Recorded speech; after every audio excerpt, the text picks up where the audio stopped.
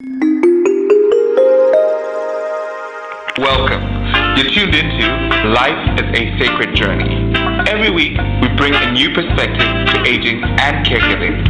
Here is your host, Micheal Pope. Good morning, good afternoon, and good evening to all of you of the virtual family of Life is the Sacred Journey. It is my honor to be with you again this morning, and I am so excited because I have a new friend that is joining us that's going to tell us about an incredible book that she has written that I think will be helpful to all of you that are out there caregiving, all of you who are not caregiving yet, and all of you who will be caregiving in the future. One thing that I realized in this season of my life is that at some point, we will all be caring for someone, whether it's long distance, in our home, a friend, a loved one, and even if we're supporting 6 degrees of separation, a caregiver. So we need this information to share with others. As I didn't get a chance to tell my dear friend Karen, I believe that we're all caregivers of each other. All of you know that I believe that,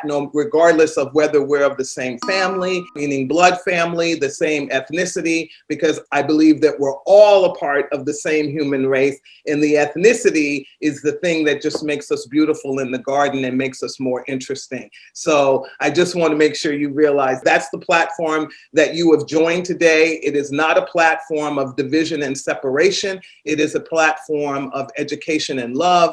That's what Life is the Sacred Journey is all about. Hit the share button, share it with people who you know that might want this information.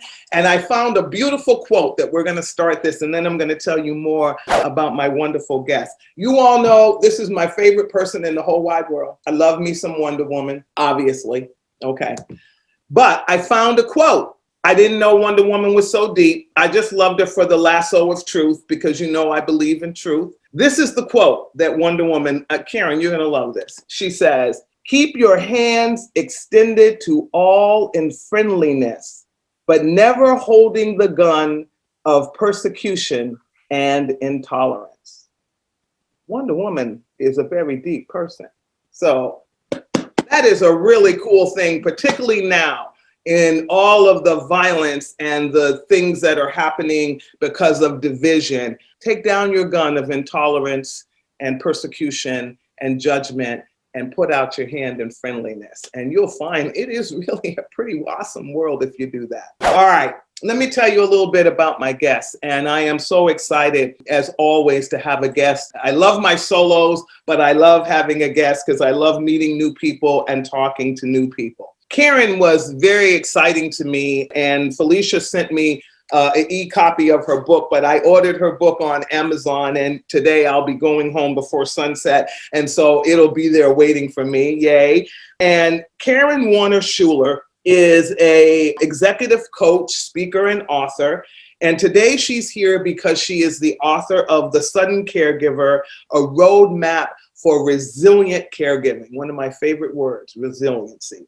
Karen is an executive coach who has helped hundreds of senior managers discover the unique qualities that inform their leadership. I may have to call on her to help me out. As president of her coaching firm, Tangible Group, she designs and delivers premier leadership experiences for individuals, teams, and multinational corporations.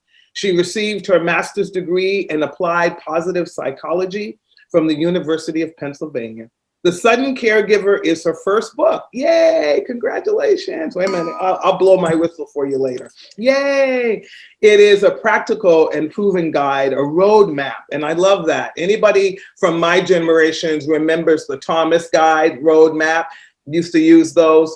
Better than Google sometimes, actually. And that's what this is. This is a roadmap that takes you from point to point to point, and then you get to engage in the roadmap. So it's not this thing where, like Google, where this voice is yelling at you the directions. With the Thomas Guide, you had to be engaged with it. And that's what this book is all about. It's a roadmap of engagement. It's a comfort source for anyone caring for a loved one, especially those from whom the role was unexpected. Always unexpected. And that's what I'm trying to tell you here at Life is a Sacred Journey. Let's not make caregiving unexpected. It is a part of the journey of life, and we should just expect it and wait for it to come. And then really relish it in a way, because you are transformed once you become a care partner. I hate the word caregiver because it just sounds like you give and give and give and you get nothing back. And that's not true. And then Karen calls them care receivers. And I mean, there's great words, positive. Let me finish this so we can start talking. With the acronym CARE, crisis as normal as possible, resolution and evolution, Karen explains each phase of caregiving and helps the reader apply what they need in their unique situation, because we're all unique and wonderful, including stories that were wonderful in here from other caregivers, care partners. And she invites you to dive in, and she has wonderful, wonderful chapter titles. And I'm going to begin by just saying thank you, Karen, for being here at Life is a Sacred Journey this morning. It is my honor to have you here. And wow, it just feels so good to be in your presence. Thank you. Oh my gosh, same to you. I'm just really honored to be here and be part of this conversation. Well, I want to first of all start by saying thank you for writing, taking the time, because I'm writing a book. You know what it is. Yeah. And it takes time. And when you have a busy life and you're doing other things, but you were really focused. You honored two people in the beginning of the book, for Joel and to Katie. And I loved when you said, I love you bigger than a monster. Wow. And so that felt good to me. And then in the beginning of the book, you get people ready for the fact that it's a roadmap, that they're going to have to be engaged. This is not just sitting and reading. You know, I read a lot of books. I read about 300 books a year. But the reality is not all of them stick with me. I'm just reading them, right? And in the moment, they're like wonderful. And some of them I give away. Others I keep because I know I need to read them again. When you decided to go into, because we're going to start here, in the roadmap sort of model, another friend of mine, Stuart Furman, did the same, and turn it into a workbook where people have to write and be engaged. What was the catalyst for that? That it was the original central idea of my caregiving experience, was to create a roadmap. So when I became a caregiver overnight, I'll share a little bit of my husband's story. So in 2014, I was away on a business trip. We had a great life together. We had just figured out all those things. The kids were launched and we were really enjoying our time. He traveled a lot. I traveled a lot. And he gave me a call in the middle of the night and said, I'm at the hospital. I was diagnosed with stage 4 cancer. And nothing prepared us for that at all. There was just no hint of it. He had a bad back.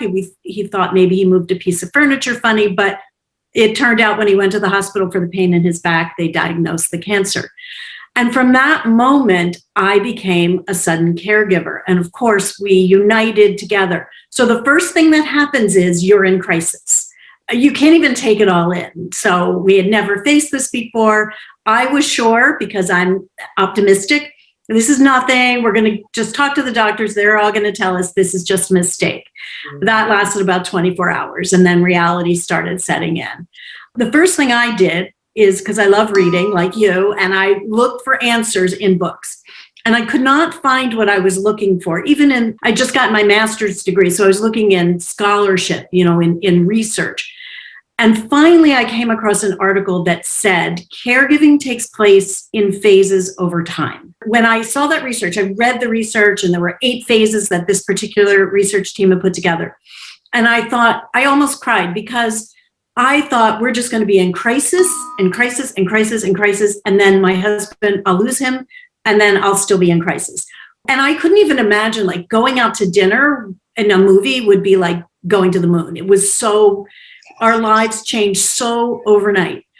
And then I realized that the roadmap, those phases, it was so critical for me to be able to take that in and realize we're going to move from this. We're going to have this crisis. We're going to stabilize. We're going to have an as normal as possible life. We were pretty sure we weren't going to go back to normal, but we got pretty close. He was able to work again. We were able to travel a tiny bit. And then obviously, we're on a road that it is a terminal disease. So at some point, hopefully long in the future, we'll face that together. So I put that roadmap together just purely at first to say, it will take place over time and you will move out of this crisis. And while you're in these different phases, there are things you can do. And so that's the other part of the roadmap.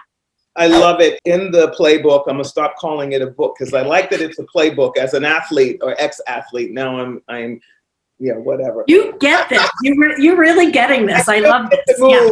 But a playbook means that it helps you put together a plan. But once you're in the plan, it also helps you to go back and say, wait a minute, I had to do something different.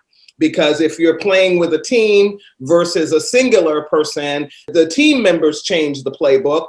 Or if you're by yourself, the playbook then may change because of the care person or the person that you're caring for.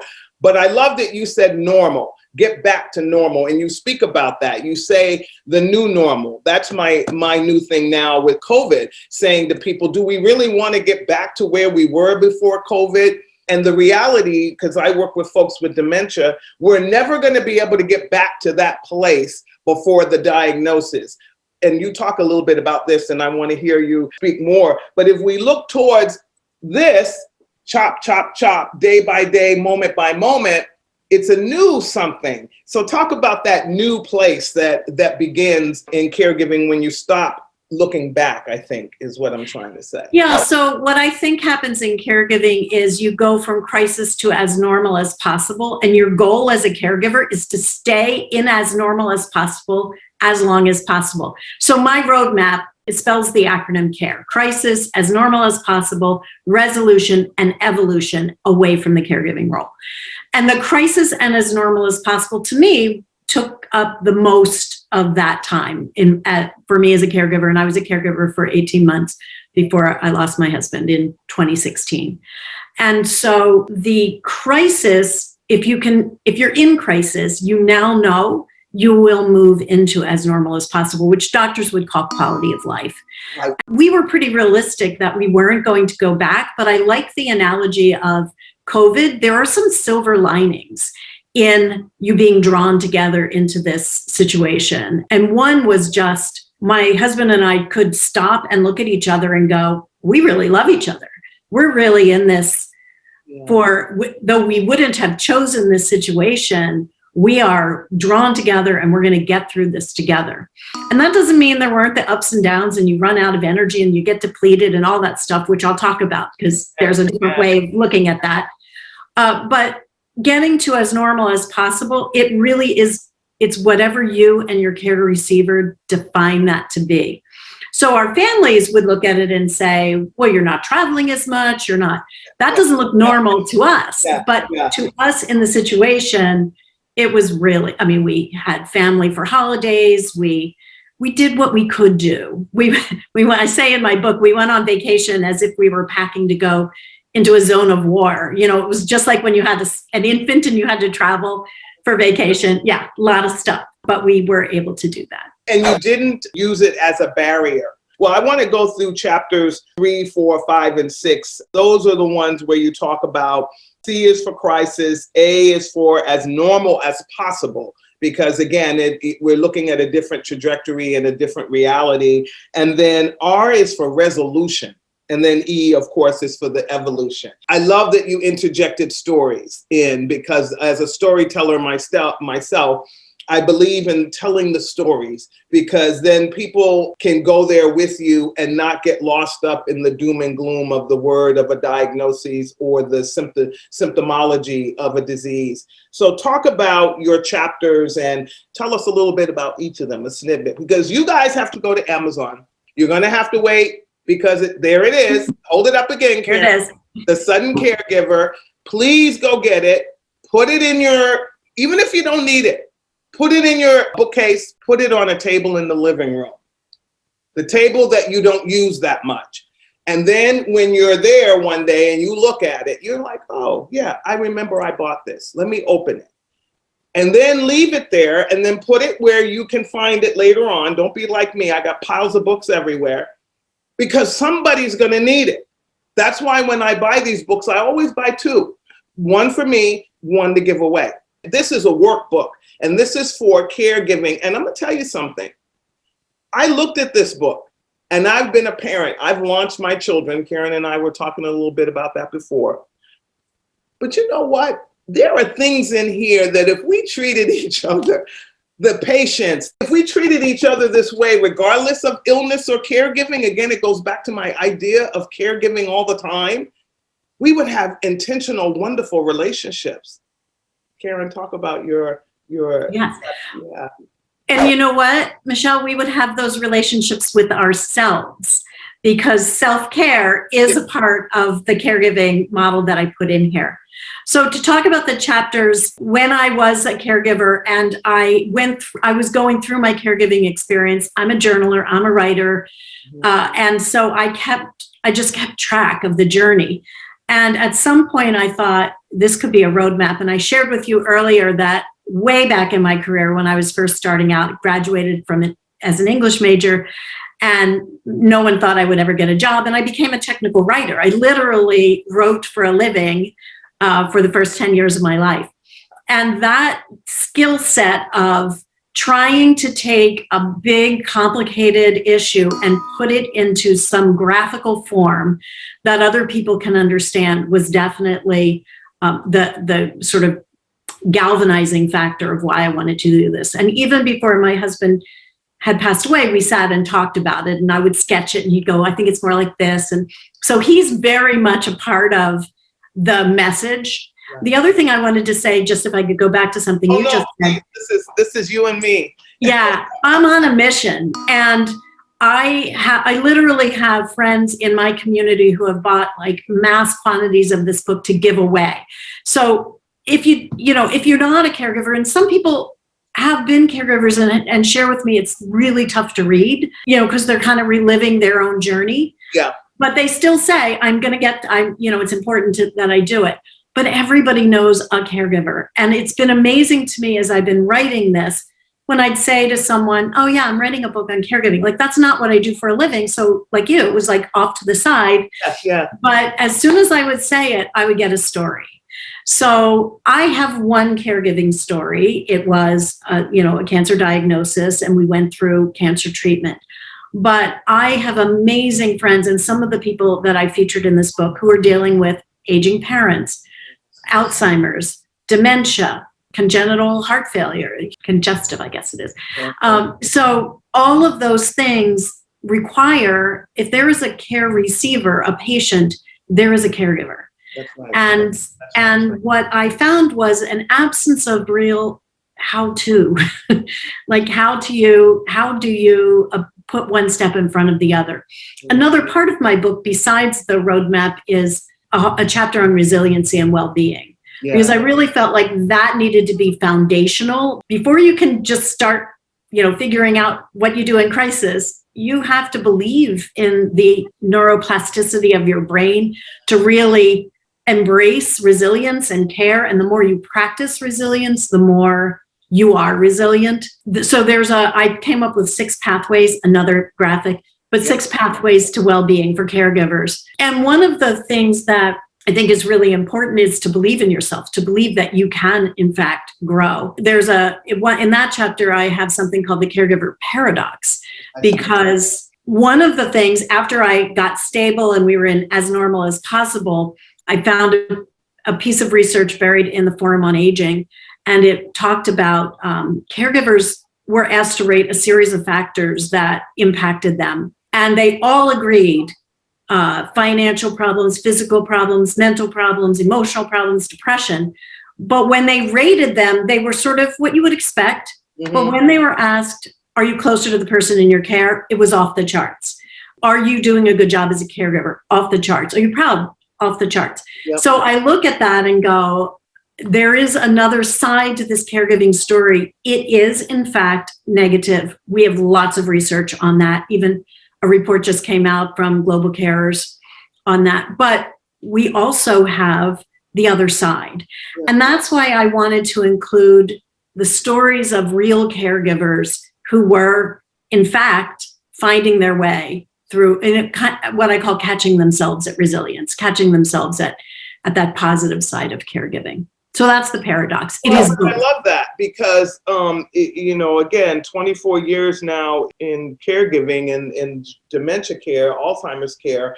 And I realize that by the time the caregiver gets to me, they've already been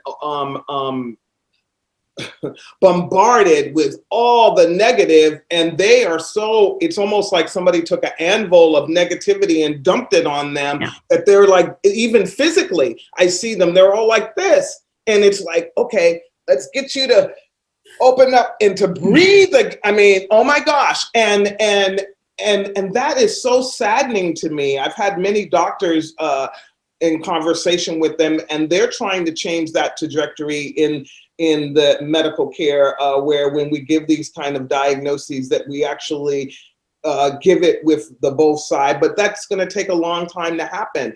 And so when you talk about the pathways, you're saying, yes, we know there's this parallel thing going on, but let's make sure we take care of your soul, your heart, your well-being, so that you can own your own power. Yes. In it, right? Yeah, and it's a little like one of my friends used this analogy about this. She said, what you do with caregiving and well-being is just a reminder that you have it inside yourself, that we can forget because there is so much negativity and real bad things are happening. Oh, yes. But we also have the ability inside. The only thing we really control is our response and our attitude toward it. And by no means do I think it's easy. I went through it. It's not. But it is available. So one of my friends said, my grandfather once told me I should carry a $50 bill behind my driver's license and keep it in my wallet for an emergency. And she said, and this reminds me of that because I forget that I have that $50 bill with me. But when it's a crisis, I remember, I have this. And it's a little like our well-being is that $50 bill that you can take with you and in case of an emergency. So I think when we get to the chapters that I struggled with taking, like, how do I get it all into this book? Yeah. And because every individual caregiver has their own unique individual situation, but I also think we overlap. And so what I tried to do was in each chapter, say what is available to us, like what we can do. So in crisis, you're going to get through it. The goal is to stabilize. There are things that I suggest based on my own experience. The best thing you can do in crisis is to try to control the input and the demand that's being placed on you. Otherwise, you're just going to burn out. And one way I did that was to look at all those things that were keeping me awake at night. And when I woke up the next day, just do something about them. So where's all our paperwork? Where's our financial stuff? What do I need to say to my job? How do I, like the real pragmatic things, I think that those are the things that would spin in my head. I created a binder, which I recommend everybody do. I created a binder, but one of my friends said, I have a briefcase and I put mom stuff in it, and Mondays are mom days. I open the black briefcase, the brown briefcase is for work. One guy I know has a shoebox and everything goes in. But I was always afraid that someone would turn to me and say, where's that diagnosis or that piece of paper or that prescription? And I would be somewhere. Yeah. And I didn't want to be that person. So I created a binder and it was the Bible. We left it by the front door. Any family members who came by, any visiting medical people, it was always there. Everyone could always consult it. I love that. And it's also, I tell people, take it, get a little tiny book similar. I don't know if I have mine today. I don't, because I change purses, but it's smaller. It's much smaller than this. And I take it to the doctor with me whenever I go. I have all my medications that I've ever been on written down on there, because the reality is you forget from appointment to appointment. And then if you're monitoring your health care and somebody else's, you need to keep track of, because I don't know for you, but for me, when I was caregiving, things started to kind of come together like mashed potatoes and butter. It's just like, wait a minute, did I go to the dentist, or did I take What day was that? Yeah, I would just grab it. I'm a physical book person. There are other people that now will have apps for this. But the one thing I did do was I started taking pictures of the medication and keeping them on my phone. Because when you end up in the emergency room, they invariably say, what medications does he take and what are the doses? And it changed so frequently based on the treatment that I just said, here it is. They're here. You can see for yourself. So that's a great idea. I hadn't thought about it's that. so simple, right? So crisis in that chapter, that's very much those kinds of things.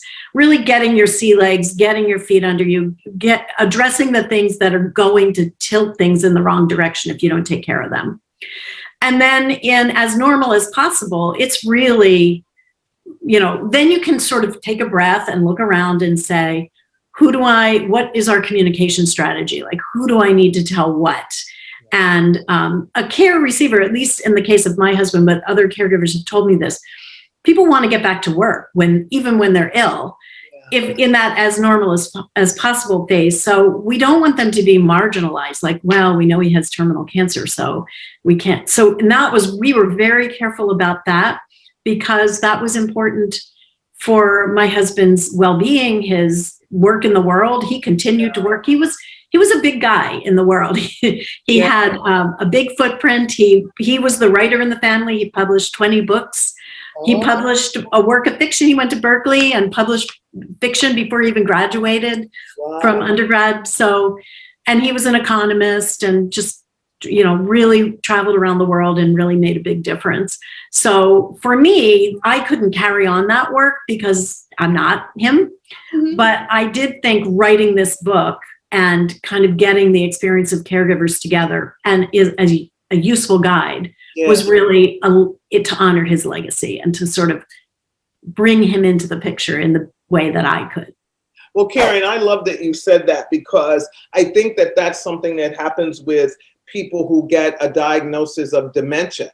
Their family members do not, and again, I never am putting anybody down to the way they react to anything, because there are times that I've reacted to things and later on down the road looked through the looking glass and thought, why did I act like that? But we all do things. But what I'm saying is when as a caregiver, when you can move to that place where you understand that that person still is alive inside, regardless of their diagnoses. And if they were, like you said, I love it, had a big footprint, that diagnosis, particularly as they're still physically able, is not going to change the desire to do the things that they were once doing or doing prior to or the day before that diagnosis. They're not just going to be able to push a pause button unless their body takes them down. They can't.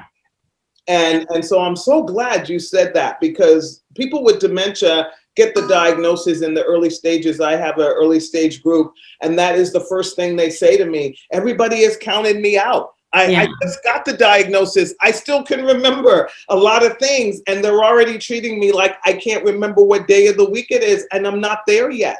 So, well, I think that I love what you're saying, and I want to make sure I say this to everyone who might be a reader of my book or might be working with caregivers or be a caregiver. We don't know. My husband had a terminal diagnosis, but that I didn't know. What we thought was, we're going to take a growth mindset. We weren't saying, oh, well, we're going to pretend he doesn't have cancer, but we're going to seek every treatment we can seek. We had a doctor on day 2 tell us, don't even bother looking for treatment or a clinical trial. This is terminal and he's got a year. And we did not accept that. And because of that, it allowed us to just find another treatment. And then and get on that girder. And when that girder failed, get on another one. And I know people I've been in the room with people who that is exactly what they do.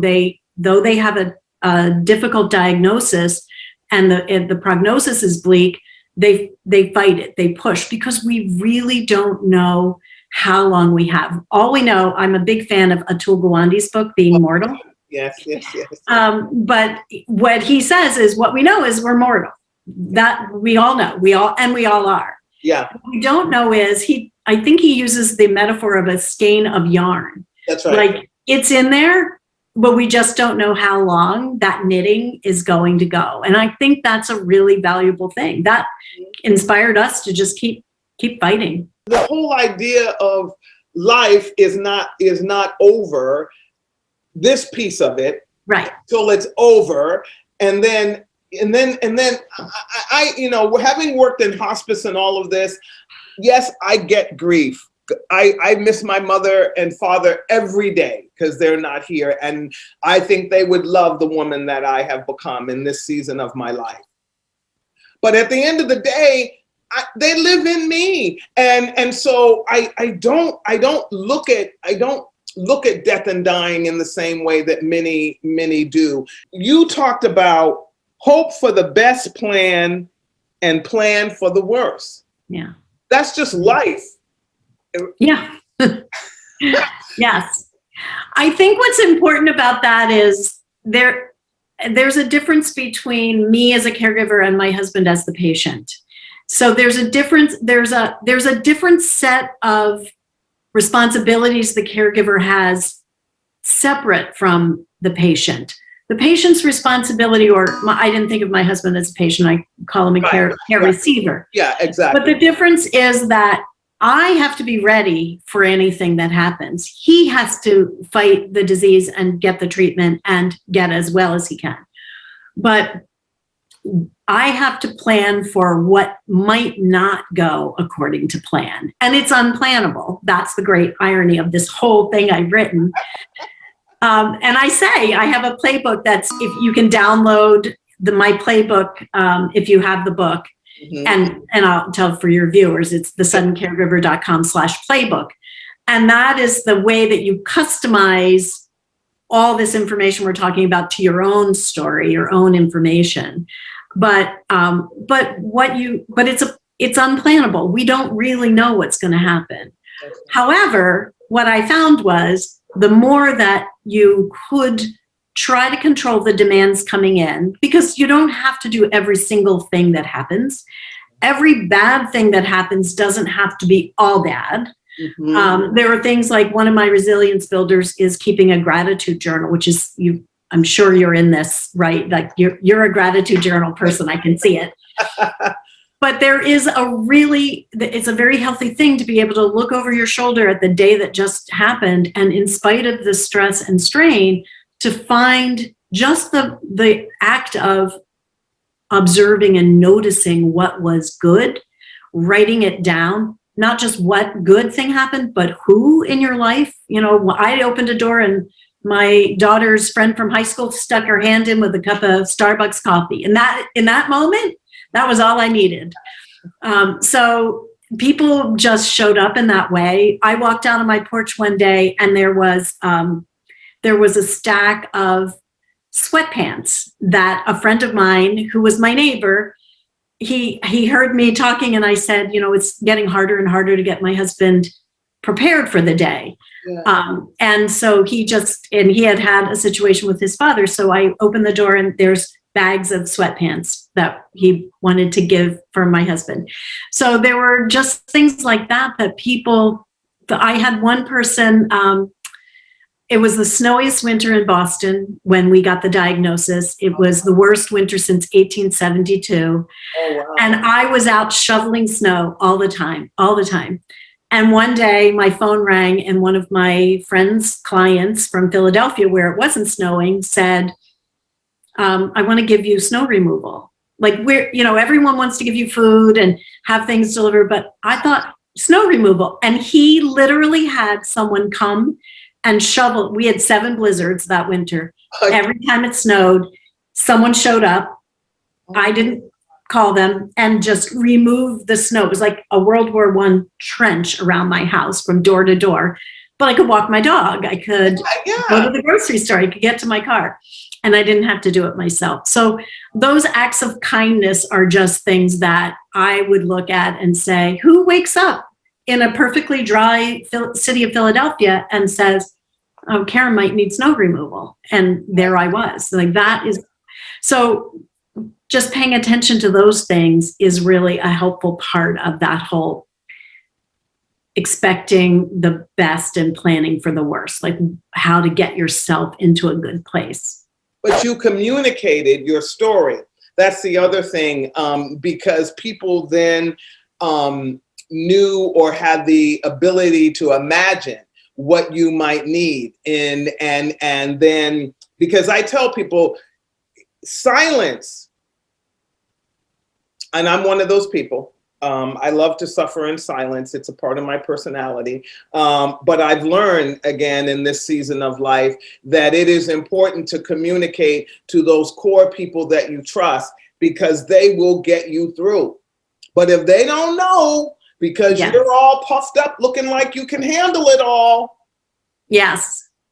Well, it's two things with what you just said. In my book, I have one of my resilience builders is create a care team.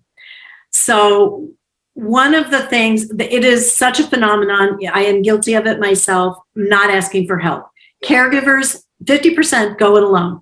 Yep. And we don't have to, but it also requires a little imagination to determine how to engage people. So I don't think caregivers go it alone because they feel like, well, no one can do it like me. Mm-hmm. I think it's because to open the door even a crack, you might get help and you might get something that takes more effort and time away from you. Yeah. Yeah. So I advise, and I got this from job search, right? Like I'm a coach, and when someone is looking for a job, I always say you should have a cheerleader, an editor, you should have your little squad, your cheerleading squad. And so I turned that into care leading squad, which is sit down and think about either things you cannot get to, don't want to get to, don't have the ability to do. So for me, I don't know my way around a toolbox, but I have a friend who does. And so I wrote down all these things that might happen, and they were happening. And then I said, who do I trust? And this is the most important piece of this. No one gets on your squad unless you know they can be in your house, dirty laundry, dirty dishes. You don't have to edit everything you're saying, that you can let them in and they'll be good.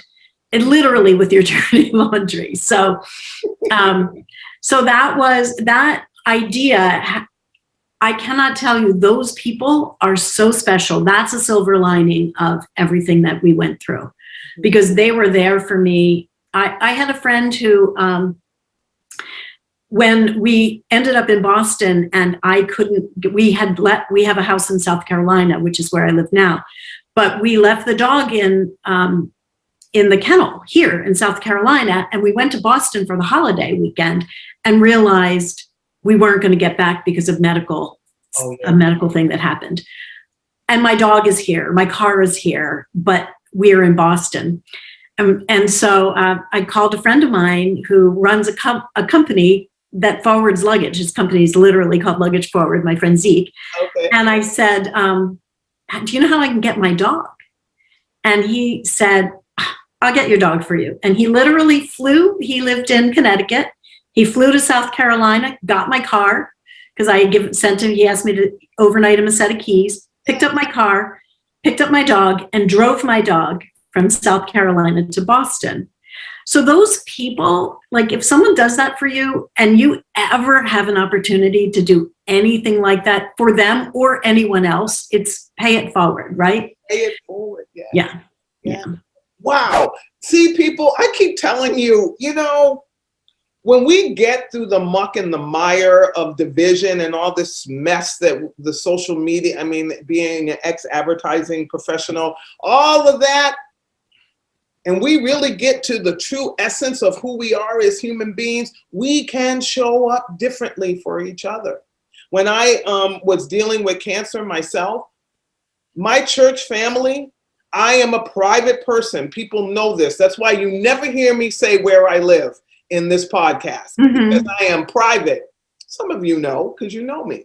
But at the end of the day, I never said anything about what I needed or what I was feeling, and things would show up. And because they know I'm private, they never even rang the doorbell. They would text my daughter, and my daughter would open the door and say, here's this, this, this. And did I need it? Possibly not. Mm-hmm. But when one of my friends drove, Karen, you made me think of this, so I got to tell this story. She drove all the way from Berkeley to where I live because I love matzo ball soup. Okay? I mean, the real matzo ball soup, not that stuff in the jar. Okay. Yeah. And she brought it to me. No visit, brought it to me, gave it to my daughter, turned around, and drove another 45 minutes back to her home. Those acts of kindness are so important. And like you said earlier, that's why Karen and I are on a mission. We know what it's like to be caregivers. We know what it's like to be care receivers. But we also know what it's like to be a part of a human race that understands both roles and understands that as a humanity, we are our brother's keeper. This is why she wrote this playbook, because she wants to share her story for anyone that may need this information.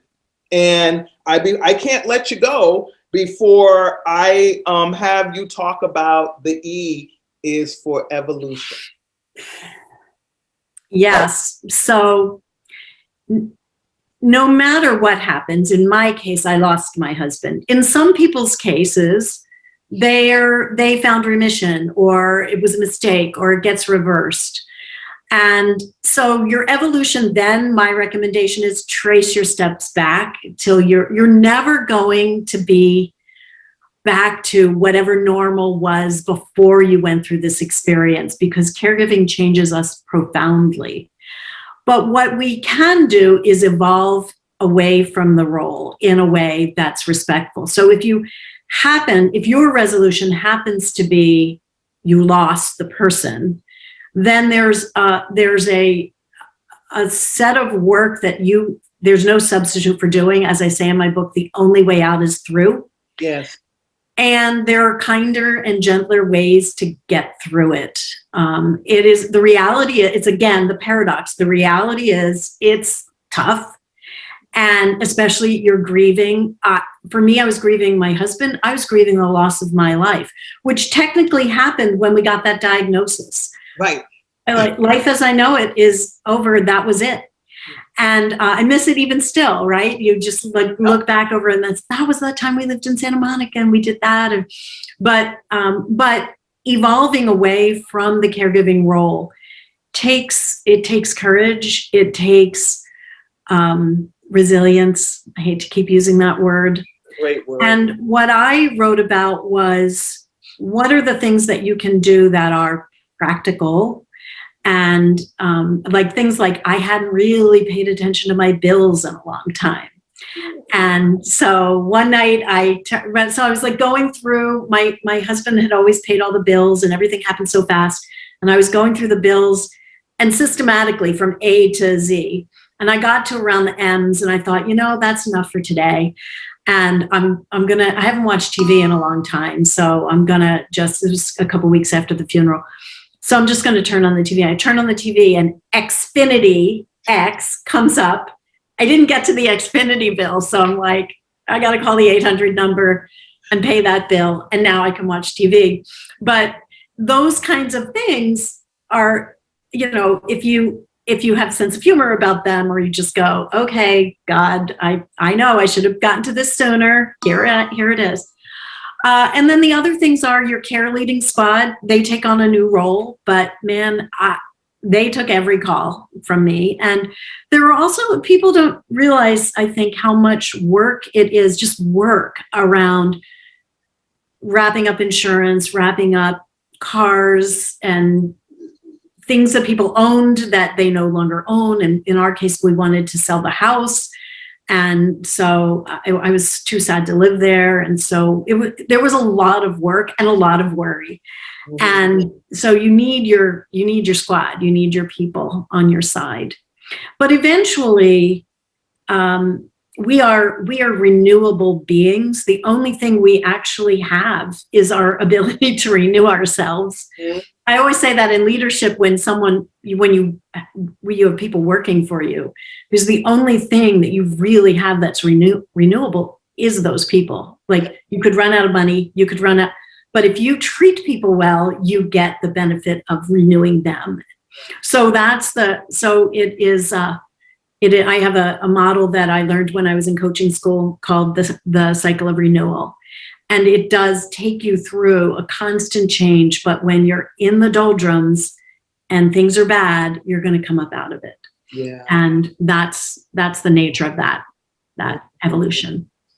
Well, I always hate this time of any conversation that I have, because I have been so blessed, and I'm going to use that word because that's what it means to me, to meet so many incredible people from across the world, around the world, not just here in the States, that have found their purpose. And their purpose is to share their lives with other people through this thing we call caregiving, through just whatever they're doing in their lives. They're feeding the humanity in a way that it's uplifting. And so that's why Life is a Sacred Journey exists, Karen. And you have just joined another family of individuals. There's lots of us here at Life is a Sacred Journey. Why I began Micheal Pope Productions, because I just know in the world we can be the change we want to be. And so I thank you so much for taking time out of your day to join us on Life is a Sacred Journey. I want to thank you for sharing, and I can't wait. I'll show them next week the real book, but pick up the book so they can see it. Pick up your book, please. Okay, thank you. The Sudden Caregiver, and please, I'll have it next week, and as you always know, I get 2 copies. Somebody out there will get the other, but the reality is this. We're all caregivers. We're all on this spinning planet together. And we've been bumping and crashing into each other and hurting each other. The time is now to change. It really is. We need a new roadmap, Karen, on how to live in this world together. And those of us that come to Life is a Sacred Journey, are a part of that roadmap, because we share uplifting stories. We share connectional stories. And I want to thank you, Karen, for being a part of my new connection. And I want to thank all of you. Karen, stay on while I let our online guests leave us. First of all, good folks, Good Friday is today. You know where I come from in my heart, that I will be leaving here shortly, and you won't hear from me until Monday of next week. Do something good for yourself, okay? Get quiet somewhere. Find a beautiful spot. This morning I was smelling the ocean. I don't even know if the ocean is in the air, but that's the ocean calling me. I will be near some ocean in the next 24 hours. Go someplace and be one with nature. Sit outside in the night, look up at the stars, and realize how magnificently wonderful that you are, that you get to live in this time, in this universe. Be grateful. I know it's hard. I know some of us are carrying so much grief and pain that you don't even want to lift your head up off the pillow. I've been there. I'm there a lot. But I have to tell you, when I lift this heavy head off the pillow and I look outside and I see the sky, I know I'm going to be all right. And Karen has told us in her book, resiliency is in our DNA. All we have to do is take time and pull it up. So be the change you want to be in the world. Hit that share button, share, because Felicia will kill me if you don't. Tell somebody to join us, and we'll see you next Friday morning at 8 a.m. Happy Easter. Happy Easter egg hunting little people out there. And to my godchildren in Belgium who I know are watching this, I love you, and I hope you love your Christmas presents that finally made it to you. Have a good day, everybody.